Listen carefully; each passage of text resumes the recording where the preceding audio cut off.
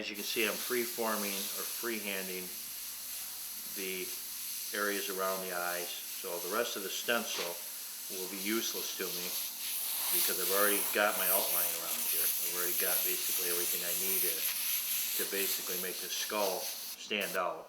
So I can pull this off now and actually freehand. As you can see, the skull basically is standing on its own here. And what I'm going to do is I'm going to create kind of the same effects like they did with the flames, using the flames as part of the way to form the skull. So I'll actually form flames coming off the skull.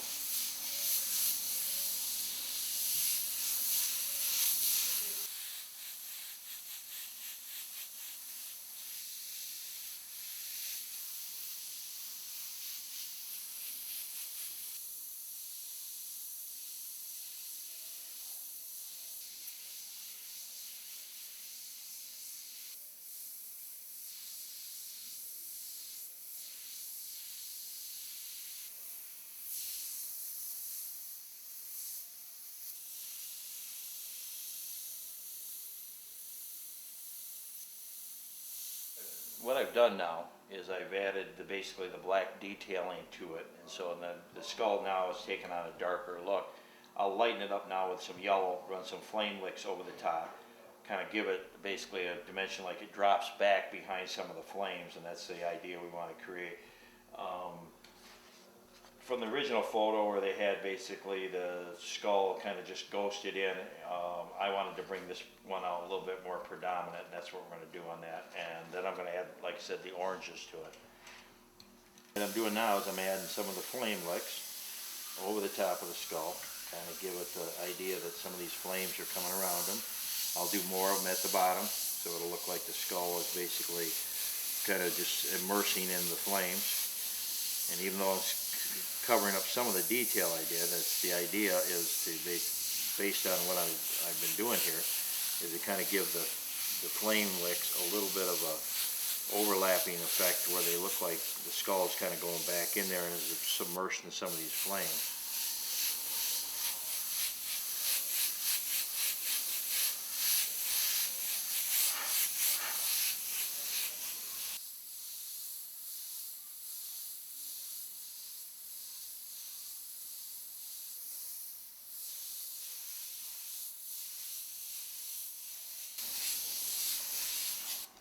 Alright, we've added basically the flames around the outside of the skull, gave it a little bit of flare, make it look like it's in the flames.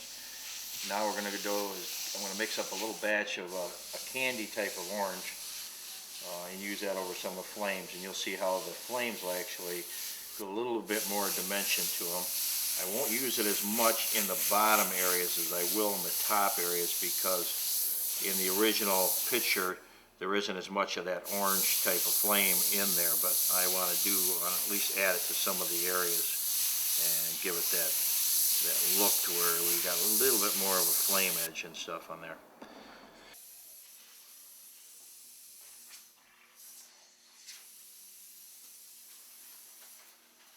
What I've done is I've mixed up a candy apple orange, and what I'm doing now is I'm just going through and hitting a few areas, deep areas, high areas, just to kind of add a little bit of an orange tint to this. I'll add more to the upper part where I did my freehanding and less to the bottom, because the bottom of his flames are done in a yellow, and I don't want to take too much away from that, but I will add a little orange down into there so I can gradually work it back up in.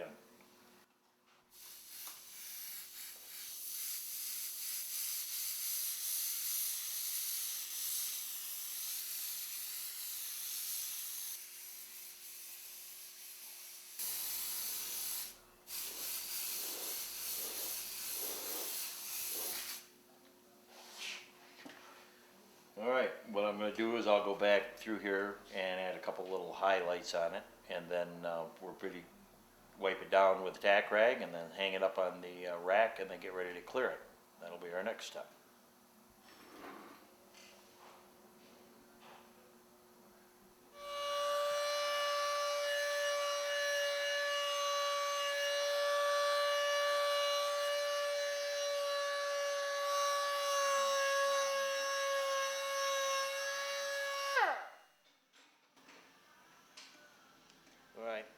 done is we wet sanded basically we've cleared it, let it dry overnight. We've wet sanded it, and now we're at the last stage just before we buff it.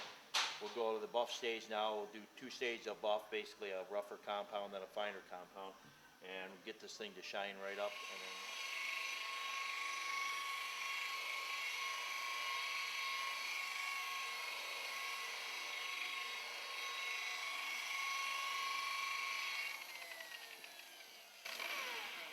all right, what I've done is we've done the final buffing stage on this. We're going to take some microfiber finish towels and basically polish this up a little bit. As you can see, basically the shine's come up on this.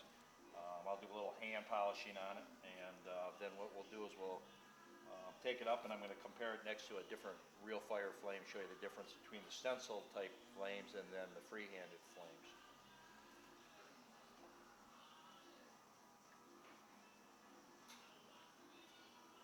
What I've done is I've come up to our front showroom here at DC Custom, show you basically a real fire. Basically the style that I usually use is a freehand style. As you can see on this tank, basically we've used yellows and oranges on it and basically slid back on all the parts to make the flames look like they're coming off the front edges of all the parts. So this is the style normally I do. Now the fairing that we just did, which is this one here, we've done the stencil type of flames where we cut the stencil and used it, and I showed you in the beginning of the paint job basically how we did this. And this is a little different style, but normally I would have liked to have done this style that's on the bike. And basically what happened is we had to match up the fender and the fairing where they both had similarities in there. And we have added a little orange into the fairing on that. So in this case of basically the 2 different styles, this is more of a stencil style free fire or a real fire, and this is a real fire done free-handed, not using the stencils. And that's the difference between the 2. So we've completed the job for the customer. He will basically pick up his fairing probably within the next couple days here, and we'll be able to deliver that back to him. And we'll do a final hand polishing on it. And that's one job completed for today.